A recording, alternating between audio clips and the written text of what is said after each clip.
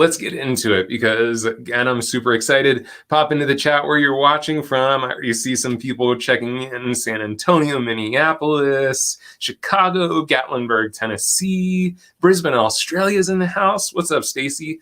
Nice to have you.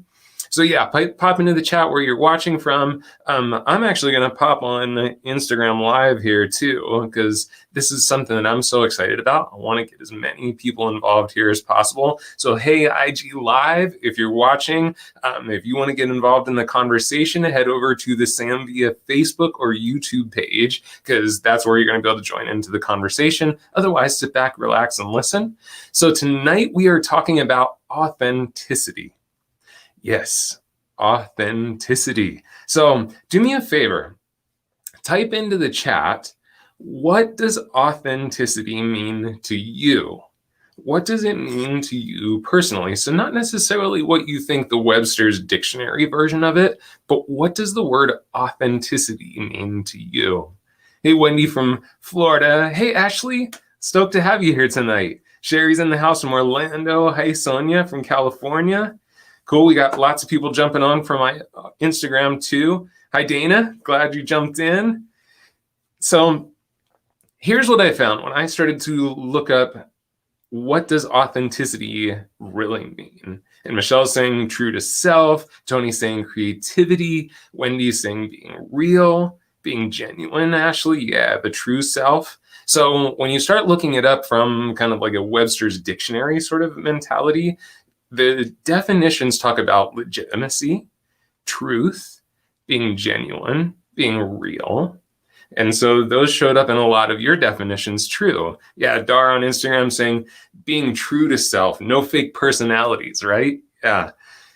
What I think is kind of interesting, and I didn't really put this together when I first started to think about this word, is think about the word and how we use it in a different way. We say we authenticate something.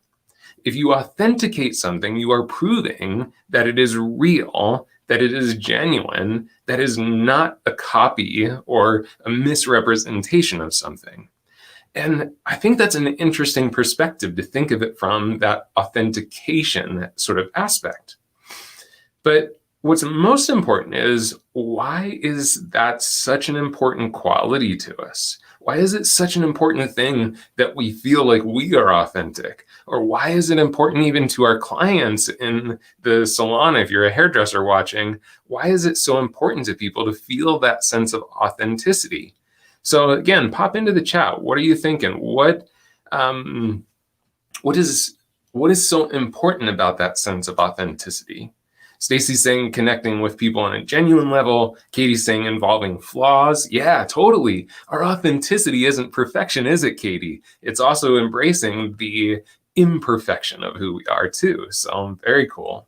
Yeah, hearts on there on IG. And again, at IG, if you're watching live on our Sam via Facebook and YouTube page, so if you want to get involved in the conversation, you can pop over there. Wendy's saying we feel sometimes they need to see the true us. So yeah, Tony's saying making connections with people. One of the things I was personally taught when I first became a hairdresser, and I'd be curious if any of you are taught this as well, is that I was supposed to kind of have a persona. And even to the point where I changed what I went by my name. I wasn't Andy anymore. My friends that are, potentially watching, if you knew me before I was a hairdresser, I was Andy. Once I became a hairdresser, I had to become Andrew because I had to be more professional. I had to, put on a certain persona. And things are really changing, aren't they? Because people don't want the persona version of us. They don't want the synthetic version of us. They want the real version of us. I mean, think about even how conversations are changing. There are things that used to be taboo within the salon. I was always told, never talk politics, never talk religion, never talk blah, blah, blah, fill in the blank, anything that might be serious. And those conversations are changing. Now it is okay to start having real conversations with clients. And, that can be touchy, of course, but people are more open to it. Yeah, persona. Uh-oh, I think I've released something that's going to haunt me now. Dana's calling me Andy. Sammy's going to be calling me Andy. So here's the thing. We don't want to be lied to, of course. And it's interesting that this is such a hard thing sometimes, and to be our truest self, to show up fully authentically. Why is that so hard? And I think it's because we've been led astray. We've been led astray by the shoulds of our world. We've been led astray by social media, by well-meaning but maybe misled parents, by teachers. Well, you should be this or you should be that. Oh, you're being too much of this or you're being too much of that. And so it takes us away from our authentic self. We talked about this in the communication class we did a couple of weeks ago, right? Where if you're that really like joyous, happy kind of cheerleader personality, probably in school you were constantly told to, oh, you need to calm down. You need to be quieter in class. And so we start to, take away from our true authentic self to fit in, to suit other people. And even friend groups, sometimes we change a bit of who we truly are so that we perfectly fit in, so that we suit and that we fit that group. Hey, Rosie, glad to have you here, my friend. It's always so great to have you here.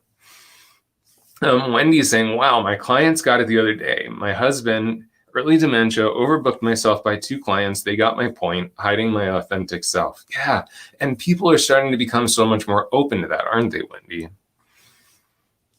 Yes, oh my gosh, Katie, okay. You are so perfectly on point with exactly what I was going to say next, which is these inauthentic pieces that we're showing, these shoulds that we're letting affect us, they are wreaking havoc on us, not just on our mental space, but on our overall health and well-being. This is so important to us to live this authentic life because that's where we shine. That's where we get out of this sense of like grinding every day and get back into the flow of life. So what I want to do for you all today is I'm going to take you through, good Wendy, I'm glad they listened. I want to take you through a couple things that you can do for yourself right now to start living more authentically. Because to start living more authentically, we have to start to understand where are we in our authenticity and maybe where are we out of alignment with our authenticity. So we have to start to check in with that. So I'm going to take you through 2 different things today.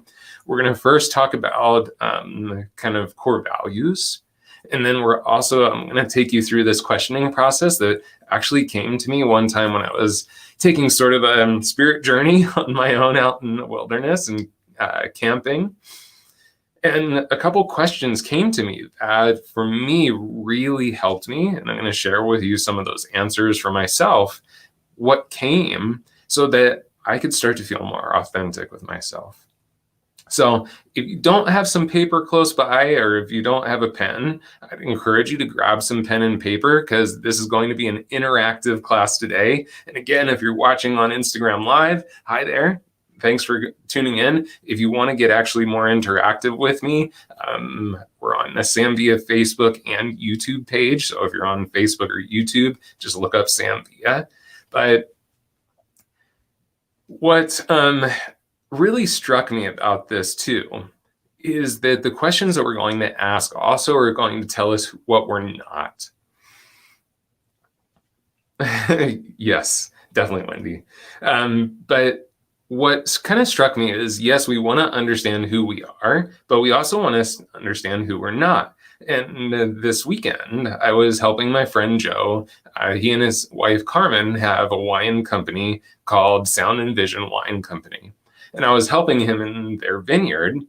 And part of the process of creating great grapes is refining what is actually on the vine. So you have your rootstock, and then you have the head, and then you have the piece that kind of comes off that's called the Oh my gosh, I'm forgetting the name of it. But that's the part where you want to direct the energy because that's where you want the grapes to grow. Well, a vine, it wants to just send shoots everywhere. So part of the process is pruning off the extra shoots that continue to pop out of the base, of the headstock, because at that point, all of the energy from the roots is going to go to those first places that things are growing. But you want the energy to go out to the places that you want it directed to. So, what a great metaphor for ourselves, because if we prune away those things that aren't serving us, that are taking away our energy, taking away our focus, more of our energy, more of our focus is going to go to where we want that energy to go to, which should be about our authenticity, who we are at our heart and soul. So, Kel, great question. How do you get out of the cycle of using personas? This is going to be imperfect. Kenneth's got his paper reaching out. So yeah, Kel, make sure you grab a piece of paper, because I think these couple things we're going to go through are going to help a lot, because it's going to help you to start to define what is a persona, what is something that's not being authentic to yourself, and start directing yourself towards being that very authentic version of yourself. Yes, and Catherine, boundaries are going to be a huge part. Yeah, Shirley, I'm glad you're interested in that. Okay, so the first thing that we're going to talk about is, let me get this off the screen so I can, come on, Andrew, you've run this before. There we go. So the first thing we're going to talk about is leading from the heart. And the heart speaks to us in values, is one of the ways the heart speaks to us. So when we talk about leading ourselves from the heart, it's all about core values.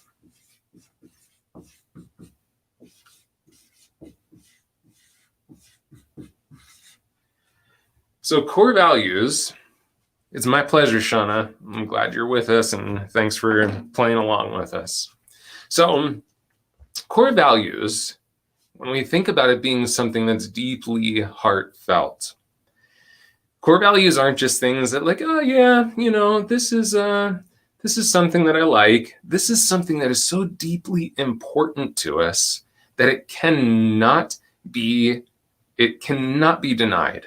It's something that's so deeply essential to us that we can't live without us, because our true heart won't lie to us, just like our true mind won't lie to us either. It'll tell us stories, but it won't lie to us necessarily. But our true heart is never going to lie to us. It's going to tell us what's most important to us. So to establish a set of core values is diving into what is most important to me. So when I do this with my coaching clients, one of the things we have to define is that it can't be everything. We have to knock it down into a couple things. So through the core values exercise that I go through with my clients, you end up getting 3 core values, maybe 4 if you want to cheat. But what you can do at home is just start to write down, what are all the things that when you tap into that heart space, that thing that just really tells you, oh, this is what's so deeply important to me. What are those things? Is it family? Is it love? Is it wisdom? Is it success? Is it wealth? Is it health? Wendy's saying family. Yeah, so type in a few things that for you feel like are just deeply true to you, things that just are undeniably important to you. Katie, I'm curious, because you're saying that the heart can be deceitful above all things. So I'm going to think that the heart has been deceived itself in some way, shape, or form, because if we tap into that truest part of ourselves, and yes, they can be corrupted, everything can be corrupted and shaped in some way. But if we get down to that truest, most authentic place, that's the place I don't personally believe that we can be lied to. So there's something else that's weaving in that for you. That's my opinion. Take it for what it's worth. Earl's saying authenticity. Pat saying success. Shirley saying core values are authenticity, ingenuity, grace, family, and wisdom for Kel. Rosie saying honesty. So I glam you. I see you, Elisa, saying being here for my family on IG. So authenticity and honor, those are good ones. Those hit home too. So mine are love, wisdom, and somewhere between happiness and peace. It's kind of somewhere in between. I call it joyful peace. Amber saying integrity and wisdom. So when we talk about core values, just make a list of everything that might come to you and then start to refine it. Start to look at, okay, well, these couple things, maybe a list of 10 or 15 things. And in that list, start to refine. Start plucking out things that might, well, yes, this is important, but is this the thing that I couldn't possibly live without? So that you start to knock it down to 3 or 4 things that really become guiding principles for you. Doing a job well, not half-assing it. Yes, Catherine, awesome. So I have a little gift that I want to offer you. Stephanie is saying curiosity, love, and wisdom. So I have a little gift that I want to offer you because this is something that I do specifically with my actual coaching clientele. This is something that usually people have to pay for. But because I love you all at Wellness Wednesday that tune in here, I want to give you a little gift. So what you can do is I'm going to send you the actual core values exercise that I go through with my clients, just, so that you can have this little gift. All you have to do is email me. My email's easy. It's just Andrew at the Journeyist, which is my company name, journeyistlife.com.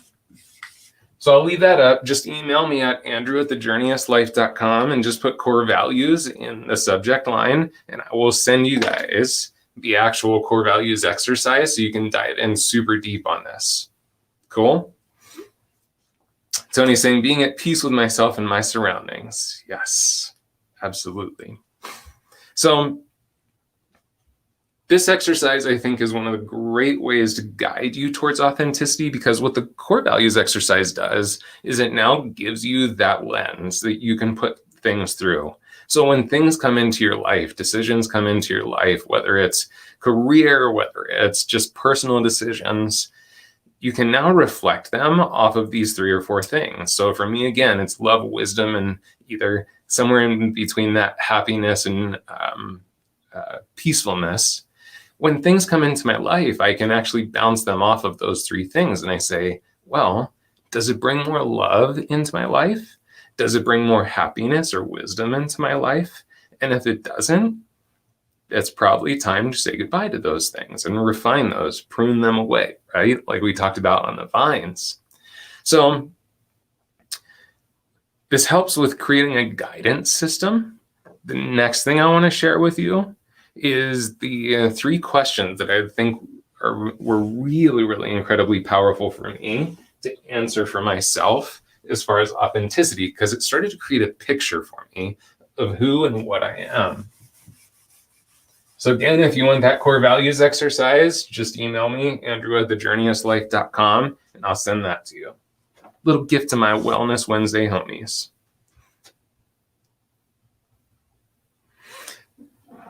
All right, 3 questions for you. We're going to put the questions up, and then I'll talk a little bit more in depth about each question. But what do I feel like? Keep your head out of the gutter, right? What do I feel like?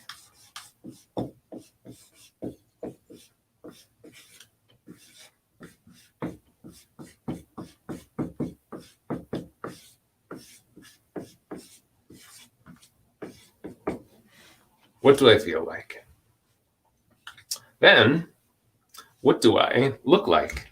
And sorry on IG that this is backwards. I don't know how to switch that.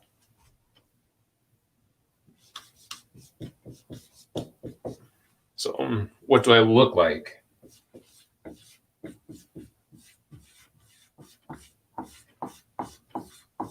So what we're doing is we're reaching into our senses as well to help to understand who and what we really are. Then, last question is, what do I sound like?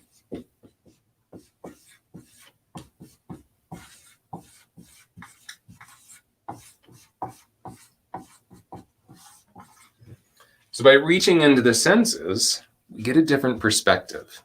Because again, if you reach back to when we started to talk earlier, one of the things that will mislead us is the stories up here. It's the shoulds. It's the things that we were always taught. Well, this is how you should be. This is how you should appear to people. This is how you should sound. This is how you should act. This is how you should dress. All of these different things. And these are all expressions of our authenticity. So as we start to dive into this, we get to tap into a different kind of wisdom. We get to tap into sensory wisdom, into heart wisdom, into that deep gut intuitive wisdom.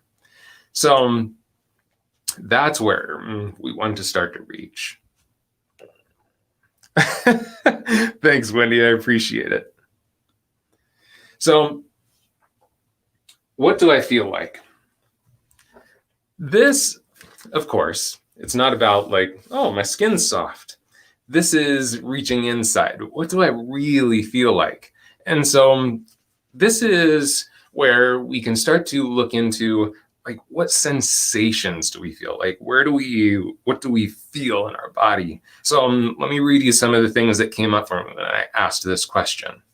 So when I asked myself, what do I feel like? I feel like electricity. I feel like prana or chi or ki or life force energy. I feel like opening or blossoming. I feel joyous. I feel like peace. I feel like lightheartedness. I feel like acceptance. I feel raw and authentic. I feel confident and also humble at the same time. I feel like groundedness. I feel like health. I feel like openness. I feel like self-love. I feel like music.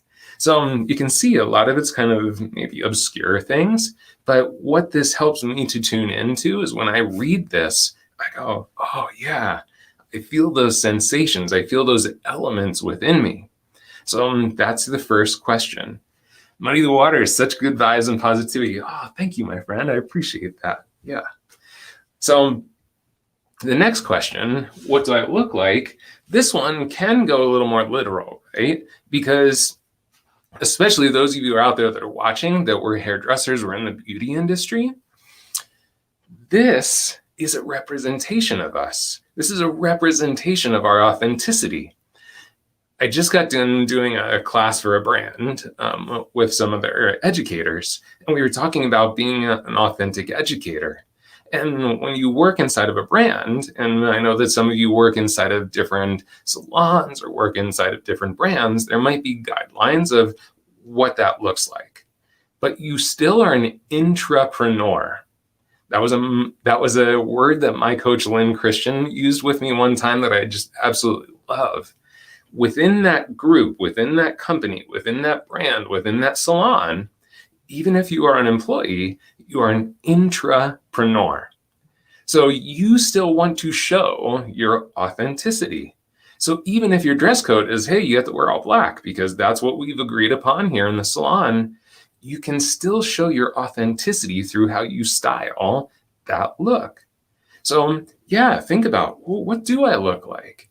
That gets represented through the hair. It gets represented through your makeup if you wear makeup. It gets radiated through your wardrobe, but it also gets radiated through your expression.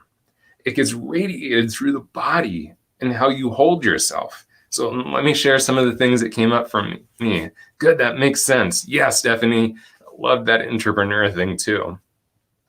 And as I'm saying this, type in a few things what you feel like you look like authentically. I want to hear that from you.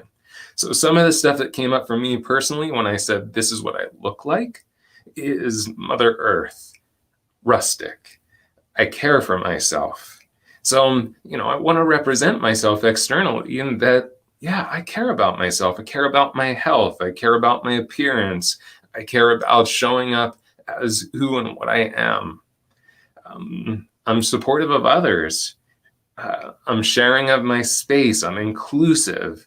So part of that looks like confidence and keeping an open body and keeping my shoulders relaxed, my head up and high in the air, a smile on my face, because all of this is linked, right?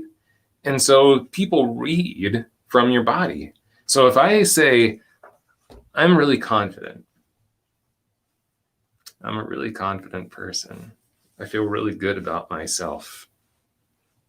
That doesn't look right, or does it? And that doesn't even feel right. I mean, try doing that at home. Do that right now if you don't want to. Close yourself down and then tell yourself you feel confident, that you feel bright, that you feel alive. It's probably not going to feel very authentic. So what do I look like? I want to look like, shoulders down, shoulders relaxed, and my chest is open, and that heart center is open and radiating outwards. That's what I want to look like. Do I always look that way? No, of course not. So writing this down and actually coming back to it, and I do this a lot before I do these presentations, that reminds me, get into that sense. This is what you want to look like. Wendy's saying always smile and fake it if necessary, right? Kel's saying natural, vintage, modest, positive. That's what I feel like I look like. Yeah, that's awesome. And you're even getting that response from people. Beautiful. Stephanie is saying, when I'm authentic, I look soft, loving, approachable, confident, glowing, welcoming, beautiful, well-dressed, like a leader. Catherine is saying, my face doesn't hide my thoughts. Yes, that's true. If excited, peaceful, it shows, right? And the resting RBF, right? Sometimes I try to be conscientious to keep my face peaceful, especially when I'm working. Amber is saying classic, easygoing, open. Yeah, and Catherine, I think you'll probably be a great testament to this. When you notice that maybe the RBF is happening, or you notice that something about the body isn't representing who and what you want to be, then there might be that moment that you can adjust that, even by simply changing.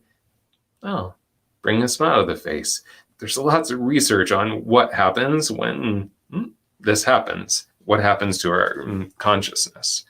Then the last one, which is incredibly important, of course, as a presenter, teacher, educator, is what do I sound like? Because so much happens through the voice. And it's not just the words we use. It is the words that we use. Of course, that's part of what we sound like. But it's also, how do we speak? What's the pace of my voice? What's the inflection of my voice? Because if I want to sound peaceful, and I'm just always talking like this, that doesn't sound very peaceful to me. So some of the things I wrote down for myself, and again, please feel free to type into the chat what you feel like you sound like in your authenticity, is, for me, I sound like compassion, curiosity, openness. I sound both deep and light. I sound strong and gentle. I sound joyfully peaceful. I sound both youthful and wise. I sound supportive. I sound empathetic. I sound funny sometimes. I sound intentional.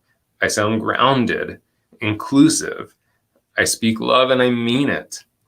I speak honestly. I speak vulnerable. I speak self-love. So those are some of the things I wrote down that I sound like, so that I can come back to it and I can check in with myself. Am I being authentic with myself? Wendy's saying, for your family, not good. For your clients, good. Great recognition, Wendy. And maybe there's something you can shift there, right?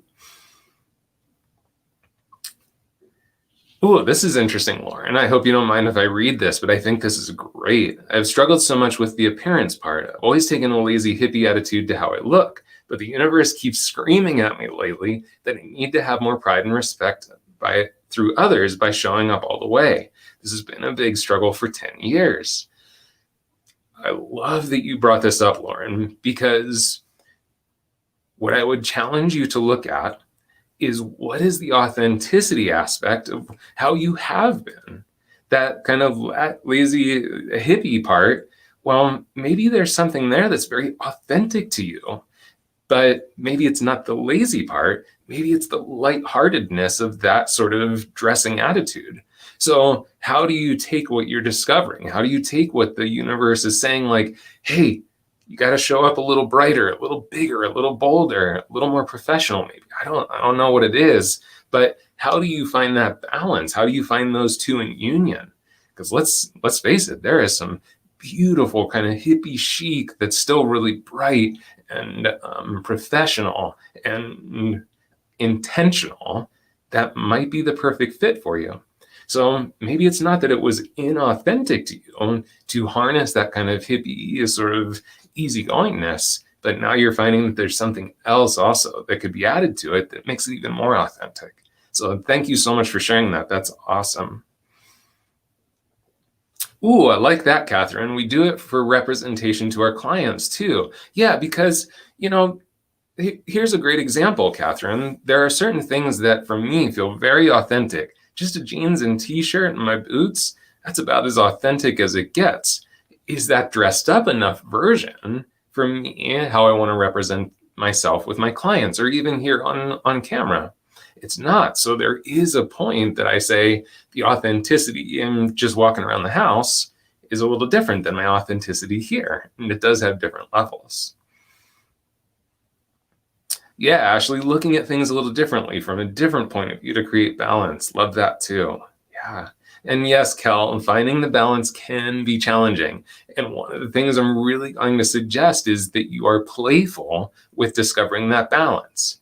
Because if we start coming at it with the should mentality that kind of got us into the predicament we're already on, if we come into it with the should or with this heaviness of like, I have to figure this out, the fun goes away.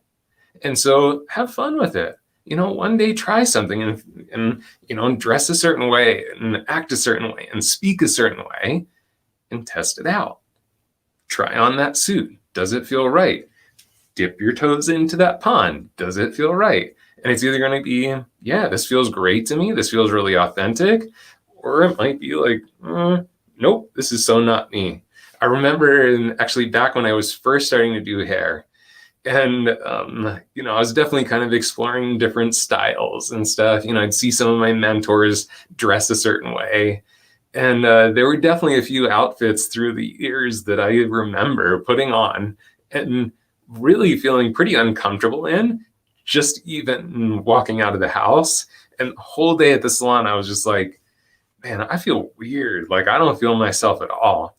But hey, that's what we have to experience to learn, right? So these are the things I'd like to challenge you to look at. So again, if you want to dive into the core values, if you want to try out the core values exercise for Watching Wellness Wednesday, because I love you all so much, you can email me, andrew@thejourneyistlife.com, put in core values in the subject line, and I will send you my core values exercise that you can go through. You can really refine those core values. And the other challenge I would really, invite you to take on is to play with these 3 questions over this next week or so. And just each day, add to it. Just words. It doesn't have to be even sentences. And yeah, Catherine, we are always evolving. So to continually kind of ask these questions, oh, Twyla, hey, what's up? Oh, hi. But to continually ask ourselves these questions, it supports us in that evolution. It continues to allow us to rethink and revise. And that's like, to me, that's the spice of life. I don't want to be the same thing forever. I want to change. I want to try and evolve. So continue to come back and ask yourself these questions over the next week or so. And as you write new things, take some things out. Maybe that it's like, actually, that's not 100% me. So I'm gonna pull that out. Remember the example of pruning the vines. We have to refine so that our energy goes to the things that are most important. The other part then is once you start to refine it, you have the core values laid out, give yourself some time each morning. That's what I do. I come back to my list of these are the things that I look like, I feel like, I sound like. And I check in with my core values every single day. And that really puts me in the right frame of mind to start my day because I walk into it feeling very, very authentic. And like I said earlier, this isn't just for our clients. This isn't just to have a better business. This isn't just to change how we look at ourselves. This directly affects your health. Being in our authenticity reduces stress. It reduces anxiety, it reduces pressure to be something or outside of ourselves. And so know that being authentic to yourself is much more than what's on the surface. It goes very deep, and it very much touches your overall happiness, your health, and your wellness. So if you've ever wondered what coaching looks like, you pretty much just had a half-hour coaching session. And I do have space in my coaching clientele currently. So if you are interested in direct one-to-one coaching, I also do mentorship for educators. You're welcome to go to thejourneyistlife.com. Just drop me a line, or you can just even send me a message to my email address. But I'm always happy to talk to you about what coaching looks like. I don't take clients that I don't feel like I'm the right fit for, so there's never any pressure, of course. But I hope you got something out of these Wellness Wednesday episodes too, and we've got great guests coming up with some really incredible messages. So whether you do coaching or not, you are always welcome here at Wellness Wednesday. You're always welcome here at Samthea.